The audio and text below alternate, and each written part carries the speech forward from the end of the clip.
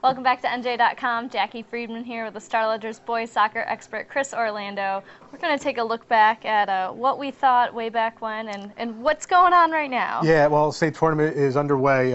Folks, these are the brackets. This is what everybody aspires to this time of year, to get to the end of the season and hold that trophy up in each group. So it begins now. So it does. We'll take a quick group-by-group look. We'll start with Group 4. You predicted West Orange as the winner here. They're the fourth seed in North 1. Yeah. Kearney's the top seed in their bracket. Right. That could be a good game. it could be. It would be a sectional semifinal. Actually, it would be. West Orange is the fourth seed. They have a little bit of work to do. They have a couple of tough games ahead of them. Kearney won their first game on Tuesday.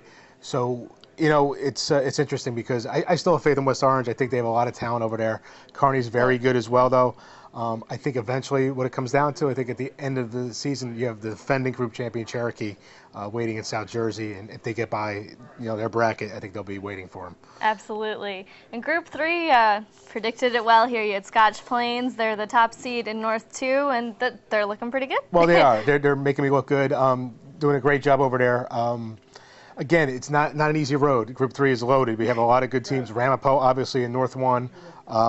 Princeton, obviously, in Central. It's going to be tough. It's a very loaded and stacked group. Scotch Plains, very young.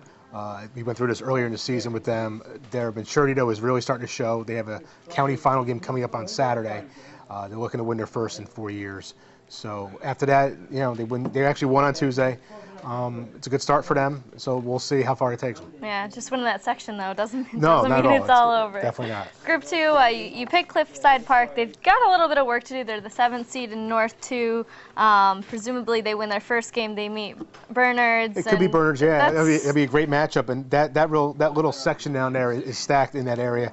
You also have teams like West Essex and Hackettstown, very good as well, and the top seed is North Tech.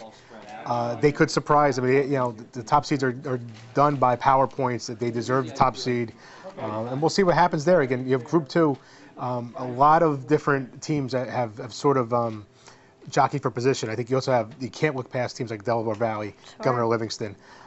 That could be a potential sectional final as well. They also played earlier this season. Del Val won. Gave GL their only loss of the year. So again, Group 2, sometimes overlooked, as is Group 1, which we're going to touch on, but it's always competitive, and we'll see what Cliffside Park does. They're the 7th seed. Maybe they have that pressure off them that they don't normally have, so they could maybe, even as a favorite, surprise somebody. Exactly. In Group 1, Harrison, the top seed in North 2, they're looking pretty poised to keep going on. Yep. Now here's a team that, again, over the course of the year, they had really their first loss of the season came to Kearney. They played at Red Bull Stadium, which we touched on in early October. They're hanging around. We sort of have a little bit of a logjam in the top 20 in Hudson County. We have St. Peter's Prep, who enters the top 20 this past week, Kearney, and Harrison. And Harrison, again, they have the talent, they have the experience. They're going for their 25th title. Again, one of my favorite games, if it happens, would be in the sectional final against Dayton, a rematch of last year's great game. We'll just see what happens. It's soccer at this time of year. It's anything can happen. Of course, we got the NonPublics. They start a little bit later, but it's CBA. They're the top seed in your top 20. They're the top seed in their bracket, but they're down south, and even they make it through that bracket. Oh my gosh, they have the gauntlet of the North to get through. Yeah, you do. I mean, we were just touching on this, and it's Pingree is the top seed.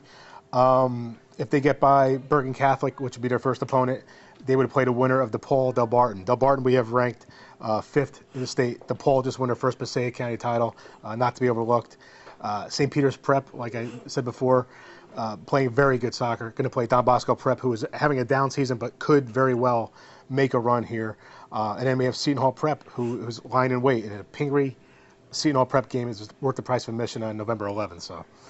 And then finish off with NonPublic B. Pick Trenton Catholic. They're the 2 seed down south, but they're still your favorite. Yeah, I think so. I think they have a good chance. Not taking anything away from those other opponents. I think they've been playing well all year, and I think the loss they did have this season is only going to spur them on a little bit. Looking ahead, they may play MKA, which is battle tested in the Super Essex Conference. So, if we get to that game, it'd be tremendous. Plenty to come. Print out your brackets. We got them all on NJ.com, so keep coming back to the Star Ledger. He's Chris Orlando. I'm Jackie Friedman. We'll see you next time.